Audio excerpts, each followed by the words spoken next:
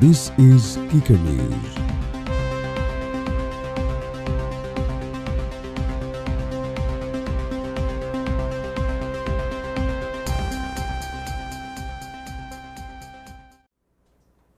Good afternoon. Welcome to Kicker News.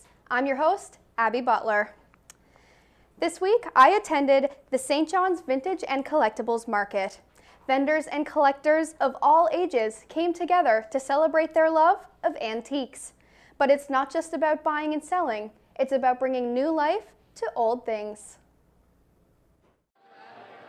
The Vintage and Collectibles Market, a place for collectors and sellers to come together and celebrate their love of antiques. There's something for everybody, but for vendor Annette Butlett, she has one priority. Jewelry and to wear. I started at this in my early days. She's now 70 years old. And I like the younger people to know a bit about it because some of it is very rare now. Thank you. Do you want to check in? And I'm loving every minute of it. It's not just the older generation with a love for vintage items.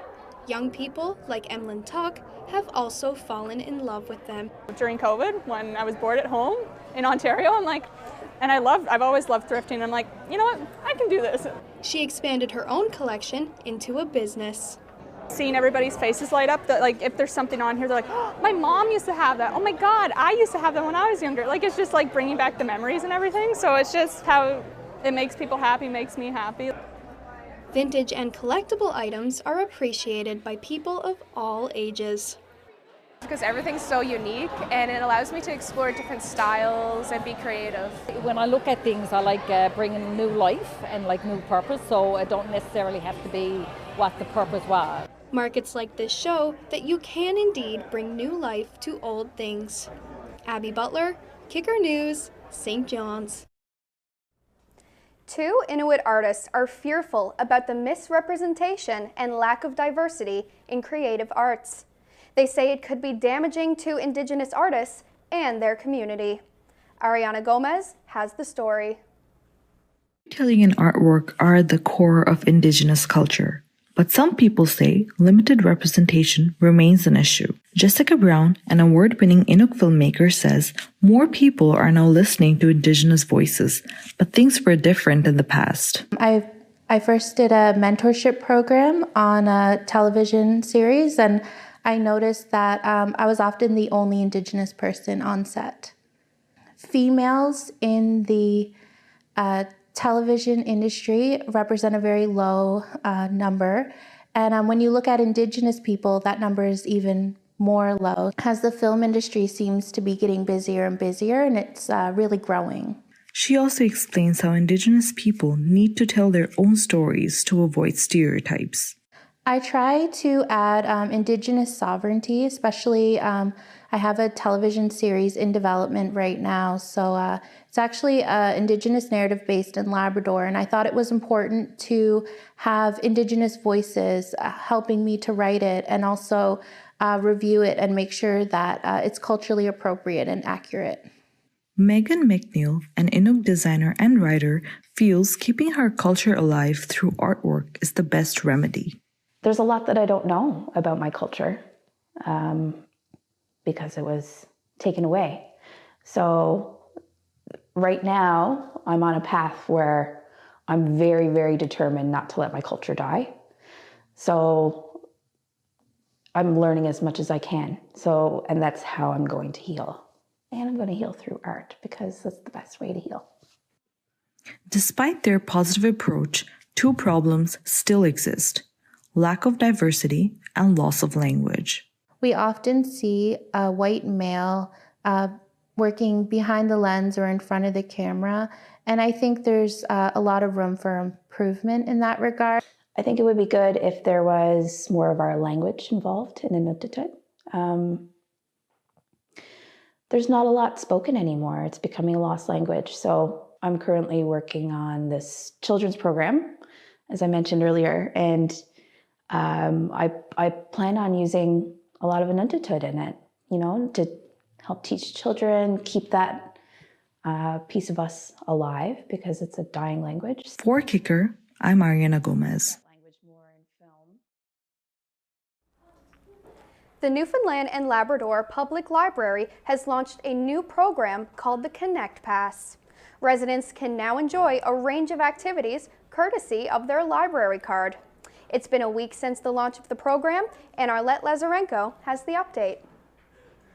Residents with a library card have access to many books, and now, with the same card, they have access to many new activities. Emma Craig is the regional librarian in St. John's for the public library. It's basically a lending pass program that allows residents of Newfoundland and Labrador that have a library card to get access to lots of cool recreation centers, museums, even some cool games and shows all around our province, and it's all free with your library card. The tagline we've had for the Connect Pass is a library of learning and doing. So the idea that people are going to these museums and these art galleries and they're learning a bit more about our culture and history here in Newfoundland. It's going to allow people who maybe have a budget or have some financial constraints to check out these places that might not have been available to them before. Hugh Donan is the CEO of the Newfoundland Symphony Orchestra, which is one of the partners in the new program. We thought this is a great opportunity to reach out to people in the community, particularly families, maybe families with young kids who had never had an opportunity to go to a concert, get them to come along and see what we're all about. Donan says the benefit from the pass goes both ways, as local musicians can reach more people. Somebody who's already a library patron or becomes a library patron and checks out this program, they're going to get different opportunities, to sort of like different touch points with the orchestra. So how cool is that somebody could go to a concert for free using their library card and then check out an event with one of our musicians and get to meet them. Since the announcement of the program last week, the number of sign-ups to new library cards is increasing. I believe over the last weekend it was 1,400 people who had signed up for new library cards. That's a wild response, but honestly, like I said, the program speaks for itself in that respect. For Kicker News, I'm Arlette Lazarenko. Now for a break in today's news, Madison Ryan has the upcoming forecast. Well, good news, everybody. It finally looks like spring today. We have a mix of sun and cloud and 20-kilometer winds. There will be a high of +4, and parts of the coast will be at 0 degrees. We're also feeling a wind chill of -12. Later tonight, it'll be partly cloudy with 15-kilometer winds and a low of -8 with a wind chill of -14. Now let's take a look at our weekend weather. Tomorrow will be mainly sunny with a high of 1 degree. Saturday should be another sunny day with a high of +4. And later on Sunday, it'll be rainy with a surprising high of 7 degrees. That's our weather report for today. I'm Madison Ryan for Kicker News. Back to you, Abby. Thanks, Madison. Before we get back to our stories, here is Sarah Lewis singing Clean by Taylor Swift. I'm Sarah Lewis. I was told very recently that liking Taylor Swift is not a personality, so I had to prove them wrong, obviously. I do, in fact, love Taylor Swift with my entire being. I adore her. And during her 1989 world tour, she did a couple of random rock versions of some of her songs, and I really wanted her to do this one as a rock song. This is Clean by Taylor Swift.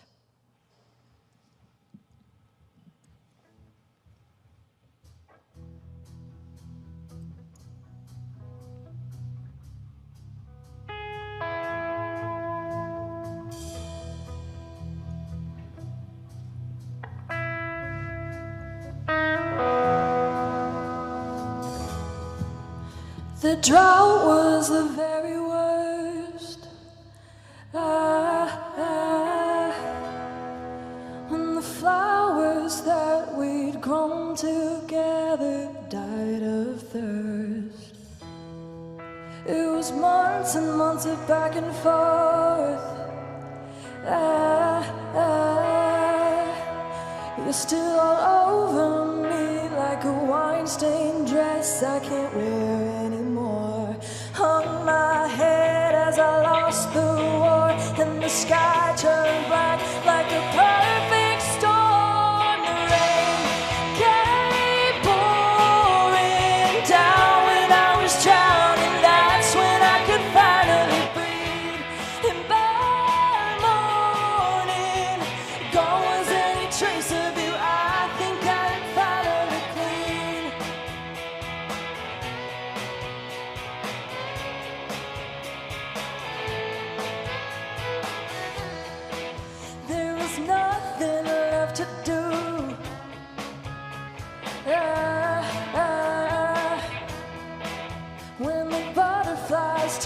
to dust it covered my whole room.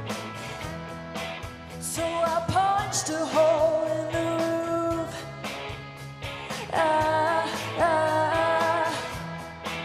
Let the flood carry away all my pictures of you. The water filled my lungs, I screamed so loud, but no one heard a thing. The rain came pouring down when I was drowning. That's when I could finally breathe. And by morning, gone was any trace of you. When the flowers that we'd grown together died at first, the rain came pouring down when I was drowning. That's when I could finally breathe. And by morning, gone was any trace of you. The rain came pouring down when I was drowning. That's when I could finally breathe. And by morning, gone was any trace of you. I think I'm finally clean.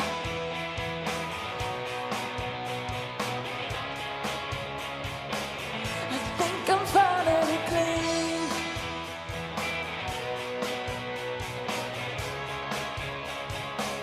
I think I'm finally clean.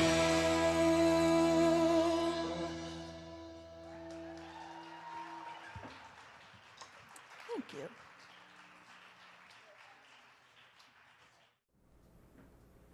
Like board games? How about wrestling? What about both? A team of local creators have spent the last 3 years making Turnbuckle, the board game that makes you a wrestling manager and even gets you in the ring. Here's Chad with the story. Turnbuckle is a wrestling-based deck-building board game, which puts the player in the role of a franchise manager questing for pro wrestling glory. Conceived by John O'Price and BJ Squires over the pandemic, the game pits 2 to 4 players against each other with an array of wrestlers, each with their own unique abilities. We were both sort of just sitting around during the pandemic, not doing a whole lot, and we just said one day, you know what, let's just put everything down on paper and let's figure something out. So we just started cutting up pieces of cardboard and started writing stuff down, and 4 years or 3 years later, here we are. Price and Squires are fans of complex board games like Settlers of Catan and Terra Mystica, in which there are endless ways to win the game. Turnbuckle was designed with this strategy in mind, while remaining approachable to non-wrestling fans as well. You've got steel chair attacks, you've got outside interferences, referee knockdowns, all that kind of stuff. But it's built in a way that it's a fun board game, hopefully, to play. Stephen Lethbridge, a recent playtester who is a fan of both board games and wrestling, praised the game for being fun and true to the spirit of wrestling. I was really impressed because I thought it worked on not just the level of being a piece of wrestling media, which wrestling fans are notoriously very particular about how that culture is represented, but also I was impressed with how it functions as a board game as well. Turnbuckle also features a roster of gender-diverse characters in a sport that is perhaps seen as macho entertainment. You've got male, female, non-binary wrestlers in there, so you know, that was something that we really thought was important. A little bit of representation in a wrestling game that you know, we thought was really necessary. Turnbuckle will soon be entering its second prototype stage, and its creators hope to have a Kickstarter next year. For Kicker News, I'm Chad Ian.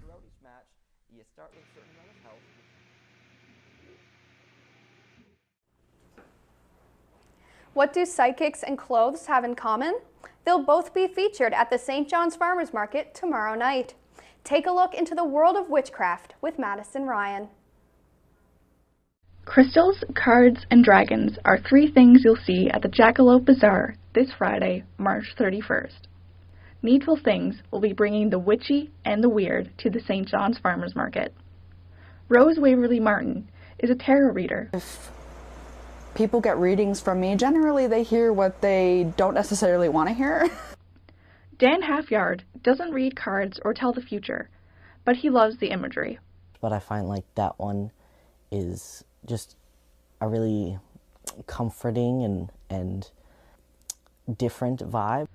The word witchcraft might come with some confusion and criticism. So, what does it mean?